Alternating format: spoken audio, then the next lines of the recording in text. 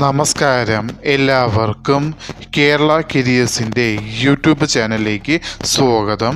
നമ്മൾ ഇന്ന് ഈ വീഡിയോയിലൂടെ നോക്കാനായി പോകുന്നത് Kerala Public Service Commission KPSC gazetted date 15/6/2024 publish ചെയ്ത നോട്ടിഫിക്കേഷനിലെ വിളിച്ചിരിക്കുന്ന തസ്തിക computer programmer for technical education ഡിപ്പാർട്ട്മെൻറ്റിലേക്കാണ് നോട്ടിഫിക്കേഷൻ വിളിച്ചിരിക്കുന്നത്. അതും എൻജിനീയറിംഗ് കോളേജസിലേക്കാണ് ഈ തസ്തിക വിളിച്ചിരിക്കുന്നത്. ഈ നോട്ടിഫിക്കേഷൻ്റെ കൂടുതൽ വിവരങ്ങളാണ് നമ്മൾ ഇന്ന് ഈ വീഡിയോയിലൂടെ നോക്കാനായി പോകുന്നത്. ഈ വീഡിയോ ഇഷ്ടപ്പെട്ടാൽ ലൈക്ക് ചെയ്യാനായി മറക്കരുത്. അതേപോലെ നിങ്ങൾക്ക് ഡെയിലി ജോബ് അപ്ഡേറ്റ് നോട്ടിഫിക്കേഷനായി ലഭിക്കുന്നതിന് വേണ്ടി Kerala careers YouTube channel subscribe ചെയ്യുക. അതേപോലെ കേരള PSCയുടെ ഡീറ്റെയിൽഡ് സിലബസ് തസ്തിക വൈസായി ലഭിക്കുന്നതിന് വേണ്ടി കേരള കരിയേഴ്സ് എന്ന വാട്സപ്പ് ചാനൽ സബ്സ്ക്രൈബ് ചെയ്യുക. കേരള കരിയേഴ്സ് എന്ന വാട്സപ്പ് ചാനലുടെ ലിങ്ക് ഈ വീഡിയോയുടെ ഡിസ്ക്രിപ്ഷൻ ബോക്സിൽ കൊടുത്തിട്ടുണ്ട്. ആവശ്യമുള്ളവർക്ക് അത് ഓപ്പൺ ചെയ്ത് നോക്കാവുന്നതാണ്.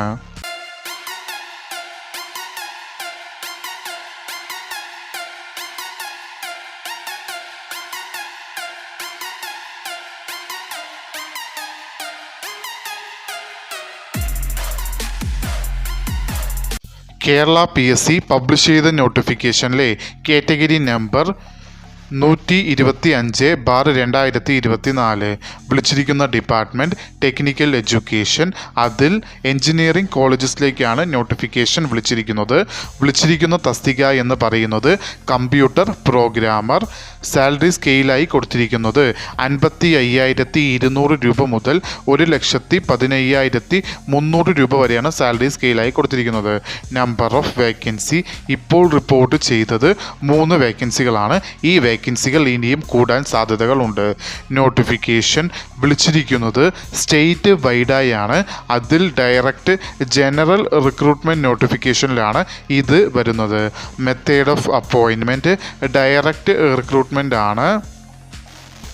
ഏജ് ലിമിറ്റ് എന്ന് പറയുന്നത് 18 മുതൽ 36 വയസ്സ് വരെ ഉള്ളവർക്ക്, അതായത് 2/1/1988 1/1/2006 ഇടയിൽ ജനിച്ചിട്ടുള്ളവർക്ക് ഈ ആപ്ലിക്കേഷൻ അയക്കാവുന്നതാണ്. അതോടൊപ്പം other backward communities and SC അല്ലെങ്കിൽ ST കാൻഡിഡേറ്റ്സിന് കേരള PSCയുടെ യൂഷ്വൽ ഏജ് റിലാക്സേഷൻ ഉണ്ടാവുന്നതാണ്. ക്വാളിഫിക്കേഷനിൽ ആദ്യത്തെ ക്വാളിഫിക്കേഷനായി കൊടുത്തിരിക്കുന്നത് നിങ്ങൾക്ക് BTech ഇൻ കമ്പ്യൂട്ടർ സയൻസ് അല്ലെങ്കിൽ ഇൻഫർമേഷൻ ടെക്നോളജി ഏതെങ്കിലും ഒരു റെക്കഗ്നൈസ്ഡ് യൂണിവേഴ്സിറ്റിയിൽ നിന്നും റെഗുലർ കോഴ്സ് ഓഫ് സ്റ്റഡിയിൽ പാസ്സായിട്ടുള്ളവർക്ക് ഈ ആപ്ലിക്കേഷൻ അയക്കാവുന്നതാണ്.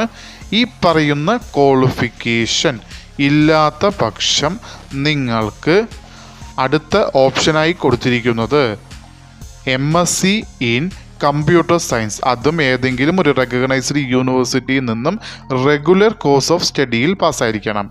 ഈ പറയുന്ന ക്വാളിഫിക്കേഷനും ഇല്ലാത്ത പക്ഷം അടുത്ത ഓപ്ഷനായി കൊടുത്തിരിക്കുന്നത് നിങ്ങൾക്ക് ഫസ്റ്റ് അല്ലെങ്കിൽ second class master's degree in mathematics അല്ലെങ്കിൽ ഫിസിക്സ്, അതുമല്ലെങ്കിൽ കെമിസ്ട്രി, അതുമല്ലെങ്കിൽ സ്റ്റാറ്റിസ്റ്റിക്സ്. ഈ പറയുന്ന ഏതെങ്കിലും ഒരു വിഷയത്തിൽ ഫസ്റ്റ് അല്ലെങ്കിൽ സെക്കൻഡ് ക്ലാസ് മാസ്റ്റേഴ്സ് ഡിഗ്രി പാസ്സായിരിക്കേണ്ടതാണ്. അതും റെക്കഗ്നൈസ്ഡ് യൂണിവേഴ്സിറ്റിയിൽ നിന്നും റെഗുലർ കോഴ്സ് ഓഫ് സ്റ്റഡിയിൽ പഠിച്ചിരിക്കേണ്ടതാണ്.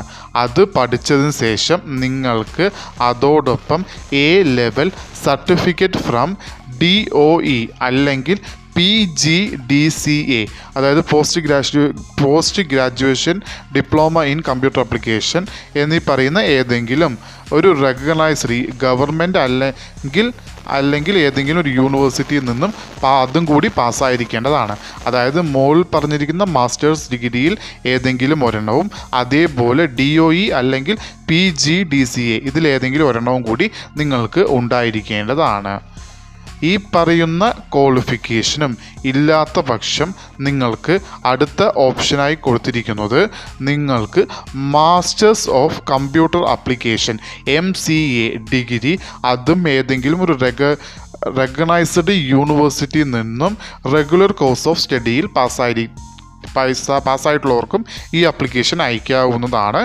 ഈ പറയുന്ന ക്വാളിഫിക്കേഷനും ഇല്ലാത്ത പക്ഷം അടുത്ത ഓപ്ഷനായി കൊടുത്തിരിക്കുന്നത് നിങ്ങൾ ഫസ്റ്റ് അല്ലെങ്കിൽ second class bachelor's degree in any branch of എൻജിനീയറിങ്ങിൽ പാസ്സായി, അതും റെഗുലർ കോഴ്സ് ഓഫ് എൻജിനീയറിങ്ങിൽ പാസ്സായി, അതോടൊപ്പം നിങ്ങൾക്ക് A level certificate from DOE അല്ലെങ്കിൽ PGDCA ഏതെങ്കിലും ഒരു ഗവൺമെൻറ്റോ അല്ലെങ്കിൽ റെക്കഗ്നൈസ്ഡ് ഗവൺമെൻറ്റോ അല്ലെങ്കിൽ യൂണിവേഴ്സിറ്റിയിൽ നിന്നോ പാസ്സായിരിക്കണം. ഏതെങ്കിലും ഒരു ബ്രാഞ്ച് ഓഫ് എൻജിനീയറിങ്ങിൽ പാസ്സായി അതോടൊപ്പം നിങ്ങൾക്ക് DOE അല്ലെങ്കിൽ PGDCAയും ഉണ്ടായിരിക്കേണ്ടതാണ്. അത് രണ്ടും ഉള്ളവരാണെങ്കിൽ അവർക്കും ഈ ആപ്ലിക്കേഷൻ അയക്കാവുന്നതാണ്. ഈ പറയുന്ന ക്വാളിഫിക്കേഷനുകളിൽ ഏതെങ്കിലും ഒരെണ്ണം ഉള്ളവരാണെങ്കിൽ അവർക്ക് ഈ ആപ്ലിക്കേഷൻ അയക്കാവുന്നതാണ്. Application eligibility male and female candidates രണ്ട് പേർക്കും ഈ ആപ്ലിക്കേഷൻ അയക്കാവുന്നതാണ്. അപ്ലിക്കേഷൻ അയക്കേണ്ടത് ഓൺലൈൻ വഴിയാണ്. അപ്ലിക്കേഷൻ അയക്കേണ്ട ലാസ്റ്റ് ഡേറ്റ് എന്ന് പറയുന്നത് 17/7/2024. ഈ നോട്ടിഫിക്കേഷൻ്റെ കൂടുതൽ വിവരങ്ങൾ അറിയുന്നതിനായി നിങ്ങൾ സന്ദർശിക്കേണ്ട വെബ്സൈറ്റ് www.keralapsc.gov.in എന്ന വെബ്സൈറ്റ് സന്ദർശിക്കാവുന്നതാണ്. ഈ വീഡിയോ ഇഷ്ടപ്പെട്ടാൽ ലൈക്ക് ചെയ്യാനായി മറക്കരുത്. അതേപോലെ നിങ്ങൾക്ക് ഡെയിലി ജോബ് അപ്ഡേറ്റ് നോട്ടിഫിക്കേഷനായി ലഭിക്കുന്നതിന് വേണ്ടി Kerala careers YouTube channel subscribe ചെയ്യുക. അതേപോലെ കേരള PSCയുടെ ഡീറ്റെയിൽഡ് സിലബസ് തസ്തിക വൈസായി ലഭിക്കുന്നതിന് വേണ്ടി കേരള കരിയേഴ്സ് എന്ന വാട്സപ്പ് ചാനൽ സബ്സ്ക്രൈബ് ചെയ്യുക. കേരള കരിയേഴ്സ് എന്ന വാട്സപ്പ് ചാനലിൻ്റെ ലിങ്ക് ഈ വീഡിയോയുടെ ഡിസ്ക്രിപ്ഷൻ ബോക്സിൽ കൊടുത്തിട്ടുണ്ട്. ആവശ്യമുള്ളവർക്ക് അത് ഓപ്പൺ ചെയ്ത് നോക്കാവുന്നതാണ്. ഇതുവരെയും കേരള കരിയേഴ്സ് യൂട്യൂബ് ചാനൽ കണ്ട എല്ലാവർക്കും നന്ദി, നമസ്കാരം.